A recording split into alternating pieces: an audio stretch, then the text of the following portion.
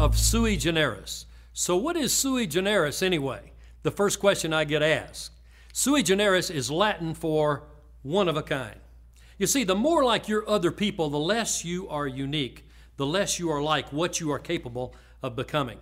So I think if we want to really get rich with a niche, we need to identify what that niche is. We need to be different from and better than the people we're competing with in the marketplace as we know it today. So let me give you a couple of ideas to consider. I'd like for you to think for a moment about what a commodity is. Commodities are products without discernible differences one from another, which are available from multiple sources. By the way, are you in a business that sells a commodity? Sometimes people raise their hands too fast on that. Because you see, if you have a true commodity, the only thing that matters to the purchaser is what? Price. So I'd like to suggest that we not be too commodity focused. Let's think about how we can be different from and better than our competition. So while people are busy commoditizing your offering in their mind, you need to be busy figuring out how you can differentiate yourself, your company, your solutions, and your offerings from what the competition's got to offer. Now, most people think when it comes to differentiation and the topic of commodities, there are really only two types of differentiation. Most people think that differentiation boils down between two simple things. One is product and one is price. I think there's a lot more to it than that. Now, anything you can do to differentiate your product. Now, maybe your product is tangible. Maybe your product is a service that's being rendered. But whatever it is, anything you can do to make it substantially different. Something that's niche focused. Something that you can easily tailor to specific needs of specific people. That's going to help you gain product differentiation. Because as you go to market and as you make decisions on how you're going to develop your value proposition, the more and better you are differentiated, the greater the likelihood they're going to take a closer look at what your solution might be.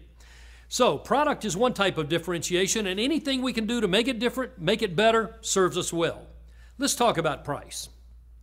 Price is the other differentiator that most people think of as the top two, and they think, hey, price, if something's pretty much a commodity, that's all that matters. And people have to decide, well, I either need to come up with a different product, or if I can't do that, I've got to have a lower price. These are very unsophisticated marketers. They hadn't even gotten through page 10 of their first sales and marketing book. There's far more to it than that. I contend our U.S. learning model on differentiation shows 7 valid ways we can differentiate our offer. Now, one is product and one is price. Those two are valid, but we don't stop there. Now, if you decide you're going to be the low-cost provider and go with the lowest price, you had better be able to figure out how you can be of maximum efficiency in running your organization, because you're not going to have any extra revenues to throw around. You're not going to have a great deal of margin to play with. If you go in as the low-cost provider, that's going to be a tough environment. I'm much more inclined to say, let's figure out what we can do to differentiate to a greater degree, to bring something exciting to the marketplace, to get people to be captured by a compelling solution, and let's get them excited about other ways that we bring some newness to the market. So what are the other types of differentiation? Number 3 is what we call relationship differentiation. If you've really got a strong relationship with somebody and you've done a great job of building trust, you are ahead of the game. There are people who will do business with you just because you are who you are and you have done the things that have enabled them to feel very strongly about the positive attributes you've got and what you bring to the table. So often it is about lasting relationships and our continuing to nurture those relationships over time. My friends Tony Alessandra and Phil Wexler wrote a book a few years ago entitled Non-Manipulative Selling. I want to share with you the greatest line in the book. They say if two people want to do business together, the details are probably not going to get in the way. Because if you've got two people who want to do business with each other, that's strong. They get emotionally involved in the positiveness and the possibilities of a solid win-win relationship. But, say Alessandra and Wexler, if you got two people and one of them doesn't want to do business with the other, the details are probably not going to make it happen because the relationship is not working. That's the power of relationship in sales and marketing as we know it today. So what can we do to advance the relationships? Let's stay in close touch. Let's make sure we're referring them to things that can be solutions to other problems they might have. Let's send them a copy of an article on something we know they're interested in. Let's keep doing the things that go the extra mile.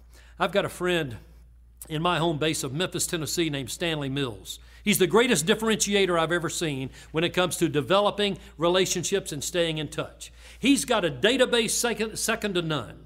He is a high-income realtor. And Stanley Mills sends people birthday cards, and he sends them Christmas cards. He sends them a July the 4th Independence Day card. He stays in touch with people, but he goes beyond that. He's always asking himself, what can I do that nobody else is doing? If you get in Stanley Mills' database, you can't get out. He's in touch with you until you move away from Memphis. Let me give you just one of his ideas.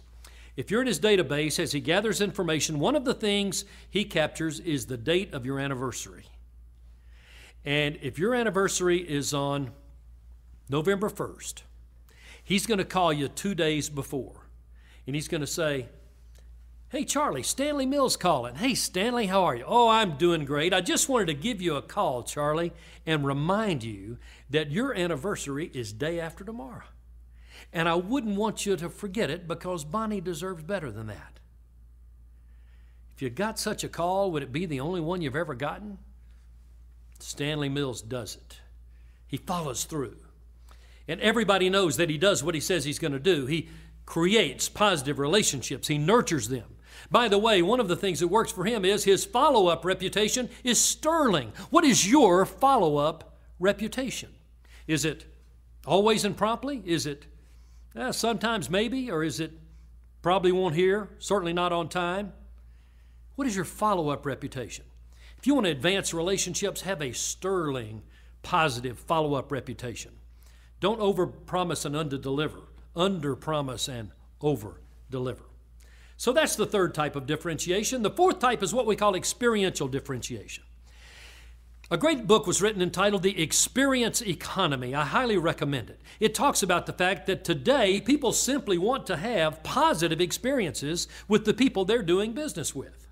Experiential differentiation is creating unusual and positive and dynamic scenarios where people can say, wow, this person is terrific. Experiential differentiation encompasses customer service, giving them great service. You see, I have a theory. In the free world today, I think that all the boats have been rising for a couple of decades now as there's been more prosperity in the world. Now, as the boats continue to rise and everybody does a little better, lives in a little bigger home, enjoys a few more of the finer things of life, I'm convinced that as we reach those points of comfort and satisfaction in our lives, we are less willing to tolerate incompetence and poor service. We want positive experiences with everyone we choose to deal with. So give your people you're dealing with and doing business with on a day-to-day basis some positive experiences. The next type of differentiation sounds a little less exciting, but it's important. It's called process differentiation. Process differentiation is how you do what you do. A salesperson who worked for a company I was doing some training for recently was contacted by a customer. And the customer said, you know, if you could just get those invoices to us before the 5th day of the month, not only does it work better for our internal accounting, we'll get you paid faster. Well, he worked for a big company. They don't turn on a dime, but he had to go do some internal selling. He got the customers' bills out faster. They got their money faster. Customers happy. What did he do?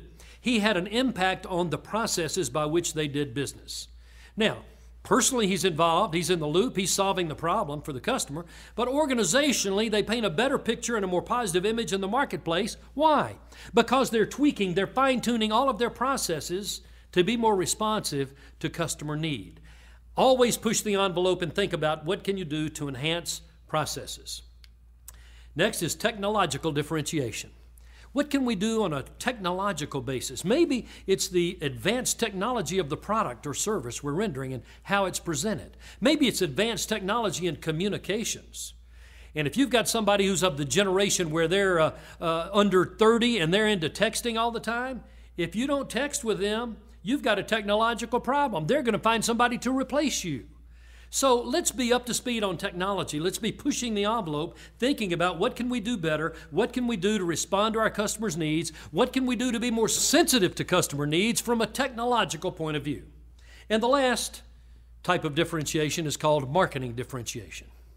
If all other things are equal in what you offer with your competitors, except you are a more skilled sales professional, your company is more adept at marketing technology and marketing concepts, you might win the game in that respect. How can we sell better than our competition?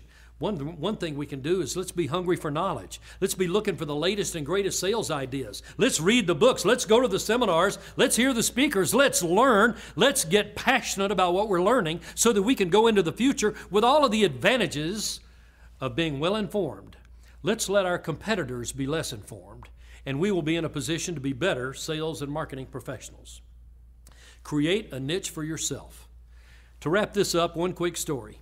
I get calls all the time from young people wanting to be professional speakers. They ask for my advice. They ask me to go to lunch. I don't have time to go to lunch with all of them, but I always talk to them. And I talked to one last week, and I said, you know, there's one thing I want to tell you as you're considering what kind of content you're going to cover. If you're going to be a speaker, I would like to recommend that you resist the temptation to go broad and shallow in your content. Because if you go broad and shallow, you're going to think, I can serve more people with a broader content base. But if you go shallow, you're going to be one among many. You're not going to be a specialist. I want to encourage you to find a specific niche. Go narrow and deep. It's one of the greatest ways you can be one of a kind.